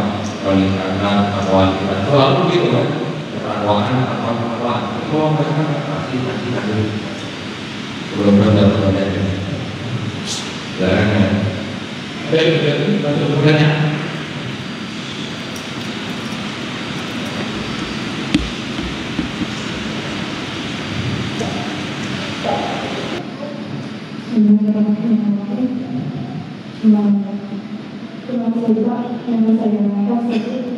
Dan saya ingin izin bertanya, di era digital saat ini dan maraknya media sosial bagi pemuda maupun ini bahkan usia, bagaimana cara kita sebagai muslim dalam membentengi diri dari visi atau visi misionaris sebelum tadi bahwa mereka mengajarkan bahwa mereka adalah akreditasi, juga ibadah mereka lebih mudah daripada ibadah kita. Jadi bagaimana kita membentengi akidah kita supaya kita tidak berlalu dengan bangsa mereka. Terima kasih. Baik, jadi kalau Bapak Ibu adik-adik yang belum pernah belajar psikologi dan belum pernah belajar psikologi ini, ketika melihat konten-konten yang berurusan dengan driven, sebaiknya ya. Tapi kalau yang sudah belajar, boleh melihat, boleh dikritisi sesuai dengan apa yang kita ketahui dari ilmu psikologi. Mahasiswa saya baru ketemu saya itu kira-kira baru 10 kali ya, kira-kira 10 pertemuan mahasiswa saya. Sudah berani cari pendeta untuk berdebat kan? Karena mereka sudah tahu kondisi kitabnya orang Kristen bagaimana. Ya walaupun mereka berdebat dalam arti bukan seperti yang saya lakukan ya, mereka hanya bertemu dengan salah satu misionaris, kemudian mereka berbicara dari kitab-kitab mereka. Mereka sudah berani karena mereka sudah tahu kondisinya. Tapi kalau yang belum pernah belajar kristologi, sebaiknya jangan menonton yang seperti itu. Karena apa? Karena ketika seseorang yang mungkin perasaannya sedang galau, sedang marah atau bagaimana, ada konten-konten yang masuk yang bisa masuk dalam hati mereka seperti kesannya menenangkan, membantu dan segala macam. Itu yang saya sarankan ya. Dan juga hindari kalau adik-adik ini belum belajar kristologi, hindari mempunyai teman dekat yang dari kalangan mereka. Hindari ya sebisa mungkin. Maka itu kalau sudah belajar ini malah boleh deketin mereka untuk deketin ke kita. Bedanya di situ. Jadi kalau kita tahu sesuatu, kita berani berdekatan dengan orang yang menjadi lawan perang pemikiran kita. Tapi kalau kita tidak tahu mengenai agama mereka, sebaiknya jangan dekat-dekat gitu, karena potensinya besar. Ya, saya sering kedatangan orang tua Islam yang membawa anaknya ke tempat saya, di mana mereka mengirimkan anak-anak mereka sekolah ke luar negeri dengan harapan orang tua supaya anaknya mendapatkan pendidikan yang baik di luar negeri. Sekolah di sana 3-4 tahun, 5 tahun, pulang-pulang sudah murtad. Sedih kan? Harapannya anak mendapat pendidikan yang baik, pulang-pulang malah anaknya murtad. Kenapa?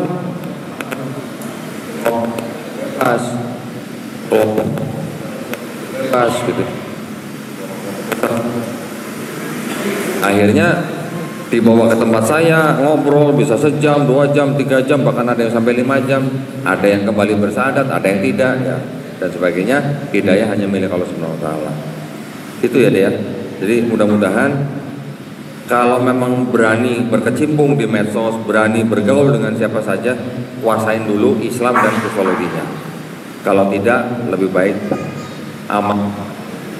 Ya, insya Allah, silakan.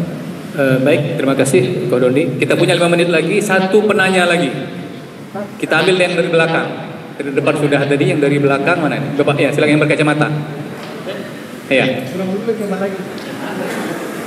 Mohon maaf ya karena banyak sekali pertanyaan. Bismillah, assalamualaikum, terima kasih moderator. 2 saja. Yang pertama, Ko Doni, di dalam Islam kita tahu bahwa Islam itu detail, bahwa Islam itu mengatur semua hal dengan matematis, mengenai hukum zakat, hukum waris, sampai hukum negara pun dalam Islam jelas detail, sehingga hukum Islam seharusnya dipakai untuk hukum negara. Nah, yang jadi pertanyaan saya, apakah dalam Injil, dalam Kristen itu ada nggak hal-hal yang detail seperti dalam Islam? Yang kedua, gini, saya kebetulan di keluarga saya ramai yang Kristen, tapi Kristennya itu tidak taat, dia pun tidak paham itu agama Kristen bagaimana. Jadi saya sering melihat fenomena hari ini, sebenarnya banyak orang memang dia tidak beragama, itu dia tidak terlalu berpikir. Menurut dia agama sama aja katanya. Mau Islam, nanti besok kalau memang perlu pindah Islam, dia pindah ke Islam. Kalau nanti dia mau menikah dengan orang Kristen, dia pindah ke Kristen. Nah, ini bagaimana cara kita menghadapi yang seperti ini, Ustaz? Karena dia, kalau kita mau dakwah, dia bilang, alah agama kan sama aja. Nah, gitu dia langsung patahkan, dia nggak mau masuk terlalu dalam, karena dia nggak fokus agama. Bagi dia yang penting, tiap hari kerja cari uang, itu aja. Terima kasih jawaban Ustaz. Assalamualaikum warahmatullahi wabarakatuh. Kalau tentang hukum kehidupan manusia, Pak, termasuk hukum waris dan sebagainya, di dalam kitab ini yang boleh dikatakan sedikit ada tapi di Perjanjian Lama, tetapi oleh orang Kristen hukum itu sudah dianggap dibatalkan, Pak. Nah, sesuai dengan ajarannya Paulus, bahwa Paulus mengatakan bahwa Yesus yang sudah mati di atas kayu salib itu sudah membatalkan hukum Taurat, ya, sehingga orang Kristen tidak lagi hidup di bawah hukum Taurat. Maka itu di dalam Kristen tidak ada hukum yang seperti di dalam Islam yang mengatur kehidupan manusia mulai dari dia lahir sampai dia mati. Tidak ada hukum yang mengatur untuk manusia mulai dari dia bangun tidur sampai dia tidur lagi. Tidak ada, Pak. Jadi Kristen itu boleh dikatakan dia selalu mengikuti hukum negara, Pak. Ya, tidak punya hukum sendiri seperti dalam Islam. Orang Islam mau tinggal di negara sekuler, oke, istilahnya ya. Tapi kalau mau di negara yang menjalankan syariat Islam juga, alhamdulillah gitu, ya kan, Pak? Nah, kalau mengenai tadi yang kedua, mengenai orang-orang Kristen yang boleh dikatakan menjadikan agama kedua, itu kebanyakan memang dari tempat-tempat yang adatnya sangat tinggi dan kental, Pak, ya. Ya, mungkin di Sumatera Utara juga kita mengenal bahwa adat itu lebih tinggi daripada agama, Pak. Di Manado, di NTT juga kurang lebih sama begitu. Di mana lagi ya, di Palu atau Kendari gitu juga kurang lebih sama. Mereka menganggap adat istiadat lebih tinggi daripada agama. Nah, kalau untuk menghadapi orang-orang begitu ya, yang jelas gini, Pak, kalau saya dan teman-teman di Yayasan Pembina Mu'alafah Tauhid, kita selalu mengajak orang untuk berpikir sesuai dengan akal dan pikiran yang sudah diberikan Allah Subhanahu wa taala, gitu Pak. Ketika mereka mempunyai agama tapi tidak bisa mereka pertanggungjawabkan, nah terus untuk apa beragama juga gitu. Ya. Jadi kita yang selalu mengajak mereka untuk berpikir secara akal dan nalar sehat, bagaimana mereka bisa menjalankan agamanya sesuai dengan akal dan pikiran yang sudah dianugerahkan pada manusia. Gitu ya Pak ya. Kalau masalah adat ya boleh dikatakan kita memang harus melestarikan adat istiadat dari leluhur kita. Tetapi kan kita juga harus hati-hati. Di dalam adat kita itu ada unsur kesyirikan atau tidak gitu. Ya Pak ya. Mudah-mudahan menjawab. Yang lain silakan. Baik, Ya. Tadi Ustaz Fauzan mungkin beberapa kali mengatakan. Silakan. Mohon singkat Ustaz. Karena waktu kita tinggal 5 menit lagi ini.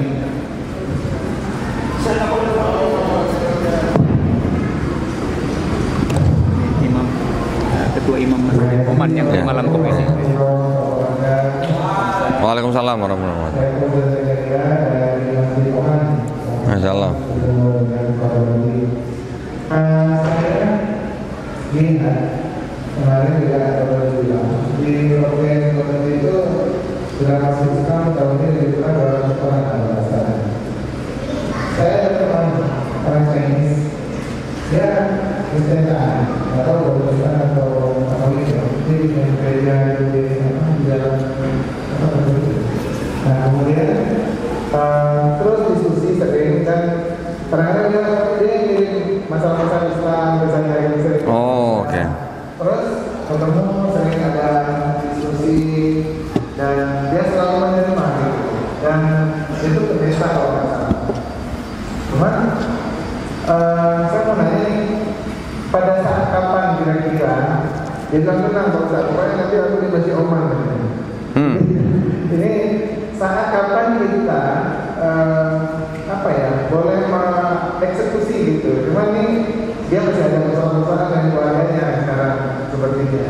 Tapi selama ini pengalaman tertentu itu eksekusinya itu gimana sih? Bagaimana saat apa yang ditangkap tepat dia itu bisa ini dia udah siap untuk jadi muslim. Sepertinya ada berani sekali ke arah sana. Ya terima kasih Pak. Assalamualaikum warahmatullahi wabarakatuh. Waalaikumsalam warahmatullahi wabarakatuh. Yang jelas Ustadz, itu kalau mereka masih berat untuk meninggalkan agama mereka, biasanya karena masih ada keterikatan dengan jabatan. Pasti itu, ya, pasti. Saya pernah kedatangan sepasang suami istri, dia adalah penatua gereja. Penatua gereja itu adalah orang yang harus atau bertanggung jawab menjaga iman jemaatnya gitu. Apa itu kalau di kita mungkin dewan syuro gitu ya mungkin ya. Nah, jadi istrinya menonton video saya. Setelah dia nonton video saya, dia stres, stroke mata Pak. Matanya stroke katanya. Dirawat 3 bulan, akhirnya sembuh. Setelah sembuh baru dia ngaku sama suaminya bahwa dia stroke mata karena nonton video saya. Dia minta suaminya untuk nonton, suaminya nggak mau. Saya ini penatua gereja, masa nonton video donditan gitu kan. Akhirnya si istri kalau sedang dekat suaminya, istri ini putar video saya, tapi suaranya volumenya dibesarin gitu, biar suaminya denger gitu katanya. Alhamdulillah sekali 2 kali denger, dia akhirnya mau nonton dan akhirnya mengakui dalam video saya ada sesuai dengan pemikiran dia bahwa kitab suci itu tidak boleh ada cicipan gitu lah.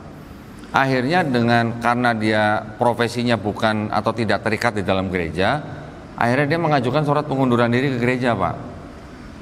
Kalau boleh tahu teman Bapak itu profesinya apa? Pendeta yang tetap di gereja atau punya profesi yang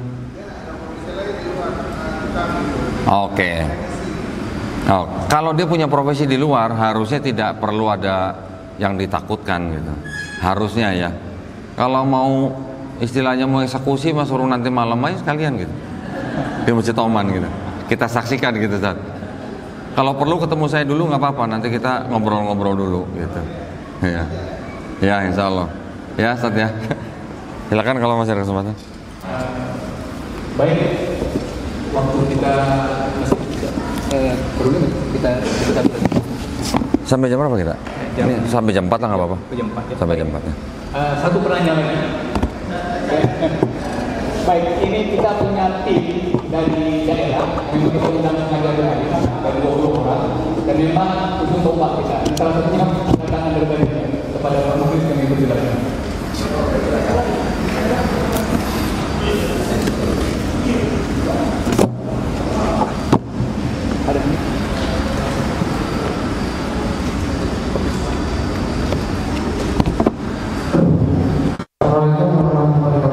Waalaikumsalam warahmatullahi Saya punya teman Nasrani yang kaya dan lahir besar di lingkungan Nasrani. Dan rata-rata mereka itu ya begitu semangat untuk dari Injil, lebih semangat untuk berdakwah. Mereka kalau sudah habis surat mereka berencana berpikir dari lagi. Apa yang mendorong rekan-rekan Nasrani saya tersebut Pak untuk jadi pemimpin yang cukup, untuk jadi pemimpin yang Maksudnya gimana Pak? Apa yang mendorong mereka sehingga begitu semangat untuk menjadi Ya. Mungkin gini Pak ya, mungkin gini. Kalau di Islam kan kita sering mendengarnya apa? Sampaikanlah walaupun hanya satu ayat. Itu saja yang menjadi perintah kita untuk berdakwah gitu ya. Tapi kalau mereka Pak, itu ada ayatnya, Matius 28 ayat 19. Karena itu pergilah, jadikanlah semua bangsa muridku, baptislah mereka dalam nama Bapa dan Putra dan Roh Kudus. Itu perintahnya Pak. Walaupun itu ayat tidak asli ya Pak ya, tapi tetap dipakai oleh mereka. Bahkan ayat itu yang dipakai oleh Konsili Vatikan kedua tahun 1965. Nah, jadi mereka memang didoktrin bahwa mereka ditugaskan untuk istilahnya mencari jiwa gitu Pak. Gitu.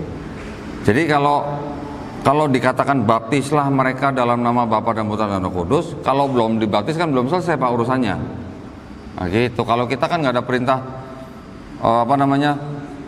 syahadatkan gitu kan, nggak ada begitu. Kita yang diperintahkan la ikraha fiddin, malah lakum dinukum waliyadin gitu. Jadi ada sedikit perbedaan. Kalau di Islam kita tidak disuruh menjadi orang yang agresif mengajak orang masuk Islam. Tapi kalau mereka kan agresif. Bahkan kita tahu sendiri Pak, penjajah Belanda datang ke sini bawa apa? Misi 3G Pak. Zaman dulu 3G Pak ya, sekarang 5G udah Pak ya. Zaman dulu 3G apa Pak? Gold, glory, gospel. Gospelnya ini Pak yang menyebarkan kitab mereka, menyebarkan agama mereka. Semenjak kekalahan Kristen di perang salib, gospel menjadi salah satu misi mereka dalam kolonialisasi mereka. Itu Pak jadinya. Ya. Boleh silakan. Baik, mungkin satu lagi ringkas. Ya, satu pendek lah. Yang pendek-pendek aja, saya juga coba jawabnya pendek-pendek nih. Kita sama mau azan ya, azan jam berapa azan? Pas jam 4. Asli dari Bandung. Jadi beberapa tahun terakhir ini pertanyaan saya tadi di keluarga masih ada yang bersinggungan dengan anak ini. Nah, kalau Cynthia masih mengikuti kalau Cynthia campaign yang berhak gitu tadi. Nah, jadi sepupu saya yang berbeda ini, saya khawatir dengan pergaulan saudara-saudaranya yang masih non-muslim gitu, termasuk dengan Kristen progresif ini. Jadi sekarang itu ada penginjil dari waktu PBB, yaitu orang-orang dari Kristen progresif. Karena mereka nggak pergi ke gereja, gitu, terus nggak ada kebunuhan segala dan boleh menganggap bahwa Yesus itu tergantung namanya apa, apakah Tuhan juga segala macam gitu. Nah, bagaimana kita sebagai kita untuk menghadapi Kristen progresif ini? Baik. Ya, 2 menit ya. Ya, jadi pada intinya sebenarnya ya kurang lebih sama ya. Senjata yang bisa kita pakai untuk menghadapi mereka ya kristologi. Saya menghadapi orang-orang Kristen saksi Yehova dengan menghadapi orang-orang Kristen yang Trinitas ya pendekatannya sedikit berbeda. Jadi ketika kita bicara dengan orang-orang Trinitas, kita bisa berbicara tentang konsep keselamatan. Kita bisa berbicara tentang konsep ketuhanan. Tapi kalau bicara sama orang Kristen saksi Yehova yang mana mereka tidak menyembah Yesus, kan kita percuma ngomong konsep ketuhanan, mereka juga tidak menyembah Yesus kan. Tapi saya masuk lewat apa konsep dari kritik teks. Kritik teks itu artinya di Bible ini ada ayat tidak asli, coba tolong jelasin ke saya. Atau coba tolong tanggapin ini kok ada ayat tidak asli itu maksudnya apa gitu. Atau ada ayat kontradiksi gitu misalnya. Kalau ada kitab suci berkontradiksi, boleh nggak kita sebut sebagai kitab suci? Buktinya jelas gitu, nanti kita bisa sebutkan dalam kitab-kitab mereka. Begitu juga dengan mungkin Kristen progresif.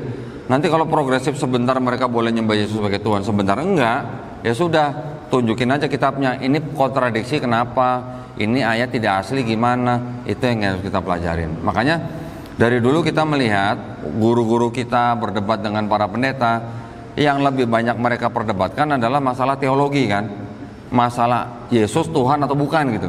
Kebanyakan kan begitu gitu ya. Mau almarhum Syekh Medida, Dr. Zakir Naik, mau mungkin Ustadz Nababan atau mungkin almarhum Ustadz Insan Mogoginta, yang banyak diperdebatkan adalah tentang Yesus Tuhan atau bukan. Saya yang membawa materi debat dengan cara kritik teks. Ayat ini tidak asli, berarti kalau ini kitab suci atau bukan gitu. Ketika saya bisa membuat seorang pendeta bilang kitab dia bukan kitab suci, sudah cukup buat saya. Cukup kan? Mereka sudah ngakuin tuh bukan kitab suci, nah buat apa diikutin maksud saya gitu. Nah jadi sama dengan progresif, kalau kita tidak bisa masuk ke dalam ranah akidah atau tidak masuk dalam ranah teologi, ya sudah kita masuk dari sisi kritik teks. Ayat-ayat yang tidak otentik itu bisa kita pakai, kontradiksi kita bisa pakai, ya. Itu ya, semoga menjawab pertanyaan. Alhamdulillah. Terima kasih dan terima kasih Modul ini telah memaparkan materi dan juga jawaban-jawaban yang luar biasa. Tentunya masih banyak pertanyaan yang lain, tapi mengingat waktu kita dan juga insya Allah kita masih akan lanjut di besok pelatihan dari pendalaman materi yang akan kita adakan di aula Masjid Oman ya, hari Kamis dan hari Jumat. Jadi bagi yang mau ikut pelatihan tadi mungkin bisa menghubungi pihak panitia. Baik, kami ucapkan terima kasih. Satu ya. Buat Bapak Ibu yang mungkin ingin mendapatkan buku saya. Nah, saya sudah menulis buku, isinya sejarah singkat kitab mereka dan juga isinya tentang kontradiksi-kontradiksi di dalam 4 gospel. Ini buku saya baru volume 1. Nanti ada volume-volume berikutnya. Yang ingin mendapatkan buku saya nanti bisa mendapatkan melalui di Tokopedia ataupun di Shopee ataupun pesan ke staf kami ya. Nanti nomornya bisa didapatkan atau dimintakan ke FDP ya. Barakallahu fikum. Wassalamualaikum warahmatullahi wabarakatuh.